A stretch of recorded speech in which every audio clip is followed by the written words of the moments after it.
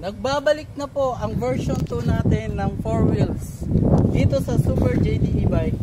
So ang advantage po nito, maganda na po yung crown light niya, buo na, hindi siya putol. And then ang kagandahan po nito, yung pagliko po niya 45 degrees na talaga. Hindi ka na magpapaatras-atras pa para makaliko ka. Ayan po, mas malaki po yung kabig ng liko niya. Ayan, bubuksan po natin. Ilaw po sa ilalim. Tapos meron na rin Bluetooth speaker. Yung ilaw sa taas po. Ito po yan. Ayan. Malakas na po yan. Maliwanag na po sa kalsada. And then pag binuksan nyo po yung Bluetooth, halos na isalbang gamit sa pagmamadaling lumipas. kagandahan po na ito, meron na siyang FM radio. Tapos Bluetooth na rin po at the same time. Ng dashcam. Ito po, ilalagay po namin siya for free. For only 65,000 may kasama na pong dashcam. Hindi lang po to reverse cam. Ito po, papakita ko po sa inyo. Hindi lang po siya reverse cam, kundi pati po sa front po siya. Ayan. Ayan, kasama na po ito sa 65,000. Package na po yan.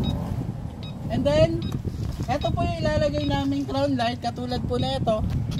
Malaki na. Kasama po siya sa package na 65,000. Ayan po. Yan. Malaki na po, hindi na po kayo makapasadaan dahil maliwanag na po yung dadaanan nyo.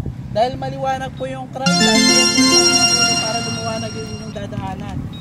And then, meron din po tayo malaking basket dito sa likod.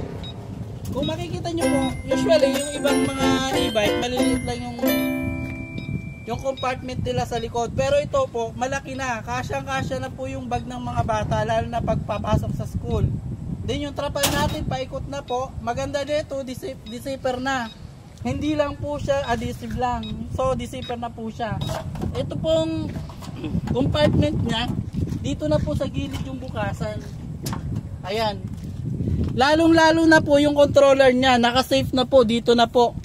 So hindi ka mangangamba na baka mabasa po ng ulan. Dahil naka-safe na po siya, kumbaga kahit na malubog sa baha yung gulong mo, hindi ka mangangamba dahil safe ang controller niya. So ito, isa-set natin. Para po sa alarm. Kaya pa, unang alarm po, ma-alarma po yung magnanakaw. So, magugulat siya. Tapos pagka pangalawang tulak na naman po, tatakbo na po yung magnanakaw dahil hindi na po yan hihinto. What? So, iiwanan na niya hanggang magising po kayo. Most requested po siya.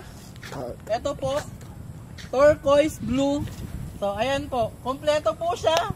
May crown light, may trapal, may wiper, mayroong electric fan, may underlight, may Bluetooth speaker, meron pong extra tire, meron pong dashcam, at saka malaki na po ang compartment niya sa loob. Ayan, yung compartment niya sa upuan, malaki na. Saka yung tapaludo po niya, ganito na po, hindi na po yung pabilog. Tara po, i-testing po natin kung ano magagawa ng 800 to 1000 watts na motor at saka 2000 watts na controller. Tara, testingin natin. At saka ito po pala, may voltmeter na po siya. Ayan, naka 633 volts tayo. Ayan po. So, tara po. So, dito muna tayo. Mag-start muna tayo dito sa 40. Ay, sa 20. Ayan, 20. Nasa 20 tayo. So, 22 kph. Ayan. 23 km per hour. Gawin natin sa 50. Ito paahon, oh. Nasa 50 tayo. Ayan. 30 km, 23 km. Pagka paahon, talagang bumababa talaga siya ng konti. Pero kayang-kaya pa rin naman. Nasa 20 km per hour pa rin naman. So, pagpababa, syempre mabilis siya. Nasa 50 na po tayo, ha. Mamaya babalik tayo dito po na kung gaano kabilis yung ano. Dito tayo may nakaharap. Tingnan nyo po yung kabig niya. Napakabilis po kahit sa palikot. Nakita niyo po, ilang minutes na yan. Ayan. Wala kasi natin. Ayan. Nag-stop tayo sa may pahon. Ayan. Bumababa pero pagka halimbawa nasa tungtungan na, yung voltmeter niya, babalik din po yan. Ang top speed po niya, dito tayo sa patag. Ayan, para makita niyo po. Ayan. Pwede niyo tingnan sir, 42 km per hour. Ayan. Sa patag po yan. Ang kagandahan na ito, mabilis iliko. Wow. Diba? Hindi ka nakaka-atras. Pagliko mo mismo, yun na yun.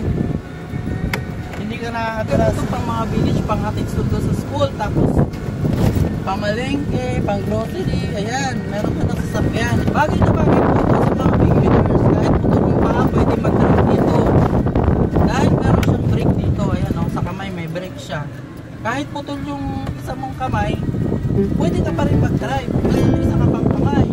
Dahil meron foot brake, ayan o, foot brake. Oh. Safe ba yung anak ko panghatid sundo sa Safe school? na safe po ito pag ihatid mo sa school yung anak mo. Lalo na hindi gaano kabilis, saktong-sakto lang. At hindi ka rin naman mahuhuli sa klase. Nasa time management na lang po yung gagawin. Pangregalo ko po kay nanay kasi senior citizen na, pwede rin po ba? Opo, pwede po ito sa nanay at saka sa tatay na matatanda na. Pwede po siya. Dahil hindi po kailangan ng lisensya sa ngayon to. So basta kaya mo lang mag-control kung paano i-adjust to, kung paano mag-throttle. Pwede po kahit sa matanda. Kahit po yung yung putol yung isang paa at saka isang kamay, pwede po siya mag-drive.